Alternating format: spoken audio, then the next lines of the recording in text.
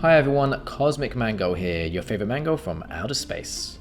In this video, we are going to explore some of the most powerful 2-colored commanders in the format. So I'm going to be showcasing the 2-colored commanders that can dominate the battlefield with strategic card choices and powerful synergies. So if you're looking for something mighty to bring to your commander games, you've come to the right place. Be warned, some of these commanders are going to be tremendously powerful and could be horrible to play against, so keep that in mind when you think about picking up a powerful commander like this. Make sure you're bringing that type of deck to the right environment.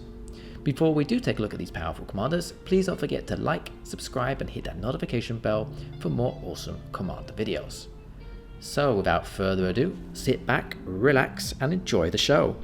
Let's check out these powerful commanders. Number 1. Niv-Mizzet Parun. A legendary creature dragon wizard that costs 3 red and 3 blue mana to cast. It has 5 power and 5 toughness and says the following. This spell can't be countered. Flying. Whenever you draw a card, Niv-Mizzet Parun deals 1 damage to any target. Whenever a player casts an instant or sorcery spell, you draw a card. The mighty Niv-Mizzet. Many printings exist for this legendary dragon, however in my opinion this version of him appears to be the most powerful. Niv-Mizzet Parun is a powerhouse commander thanks to its excellent kit. It combines card draw, direct damage and combo potential in just using 1 card, with the only real downside being that hefty 6 mana. 3 red and 3 blue. This can be a little bit slow and hard to achieve in commander games. So usually decks like this aim to slow the game down to help you set up the pieces needed to win.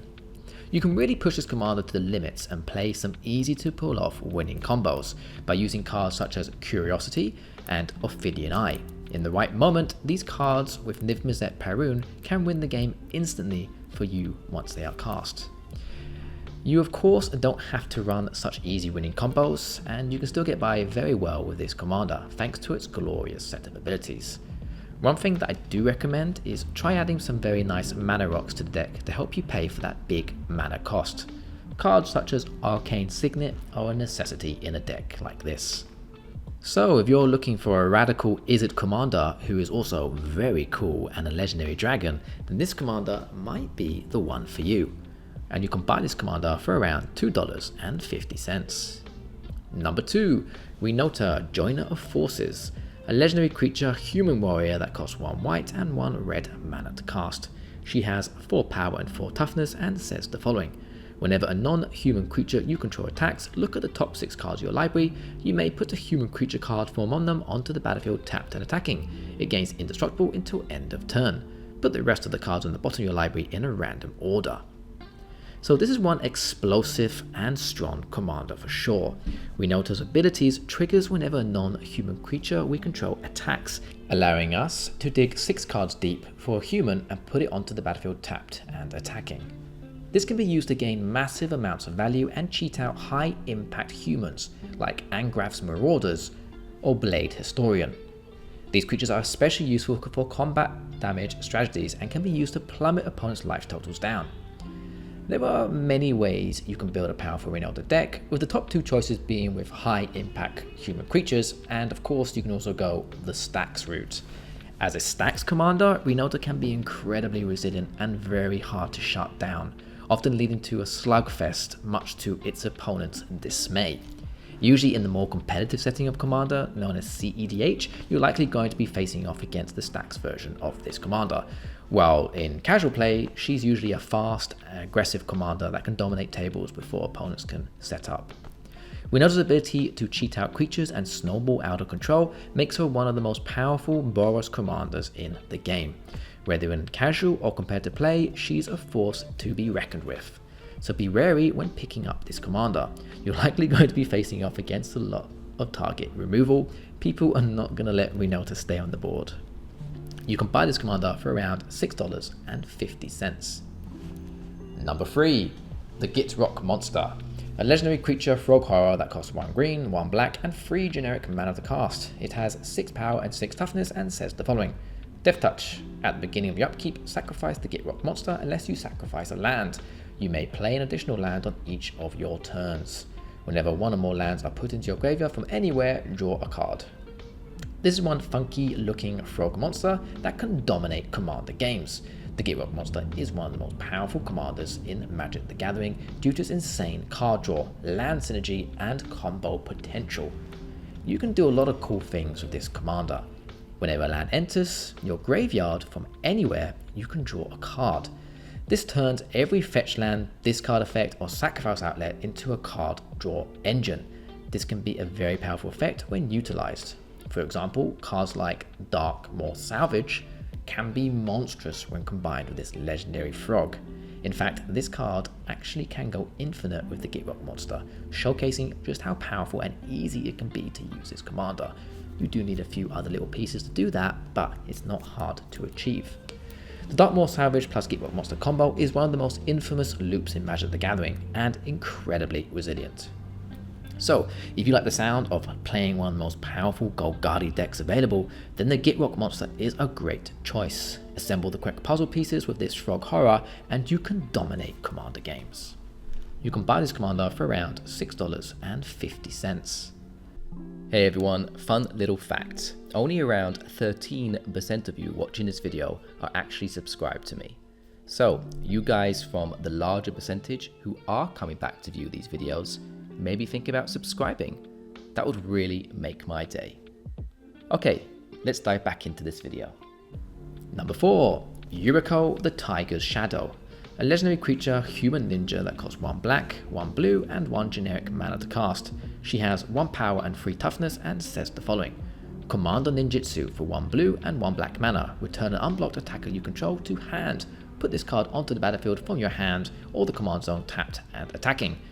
Whenever a ninja you control deals combat damage to a player, reveal the top card of your library and put that card into your hand. Each opponent loses life equal to the card's mana value. So Yuriko, I believe we all know how powerful and potent this commander is. She's very popular and a lot of people have actually faced off against her these days. She's incredibly explosive and very hard to deal with. Removing Yuriko is difficult. In fact, it's pretty much useless, as removing her or killing her in combat doesn't really do much. This is because the owner of Yuriko as a commander can bypass command attacks with her Commander Ninjutsu effect, effectively making command attacks not an issue at all. Well, for the Yuriko player of course. All they need are some evasive creatures and they can use that Commander Ninjutsu. So, many decks exist out there with Yuriko as a commander, from highly aggressive to total control, and all of them are solid. She's an incredibly strong commander. Opponents need to be smart when dealing with her. She's very hard to stop. One card that comes to mind to shut her down is Imprisoned in the Moon. However, Yuriko does run blue, so it's possible players can just counter this spell from targeting their commander Yuriko. There are a fair and fun ways that you can play this commander though, that isn't going to make you arch enemy on the board. Plus, the deck will still be strong, and the method I'm referring to is running a lot of cards in the deck with high casting costs. The plan is, focus on manipulating what is on top of your library with high casting cost spells. Use cards such as Brainstorm and Sensei Divine Top to achieve this.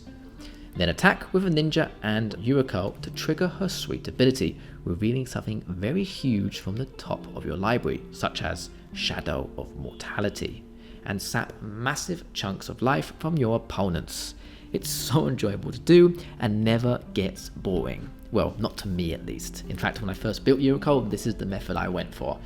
Big spells with big mana values, manipulate what's on top of my library, attack, and then drain life from all opponents on the board. Global damage is just so fun.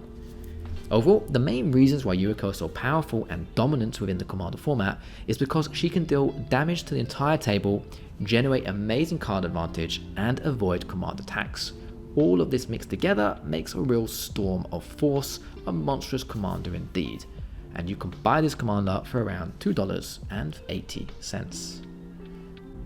Number 5. Kinnan Prodigy. A legendary creature human druid that costs 1 blue and 1 green mana to cast. It has 2 power and 2 toughness and says the following.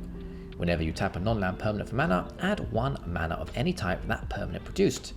For 5 generic mana, 1 green mana and 1 blue mana, look at the top 5 cards of your library. You may put a non-human creature card from among them onto the battlefield.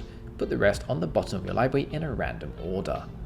Kinnan is known as one of the strongest commanders in Magic the Gathering's Commander format, due to a combination of its superb abilities, strong combo potential, and access to powerful colours.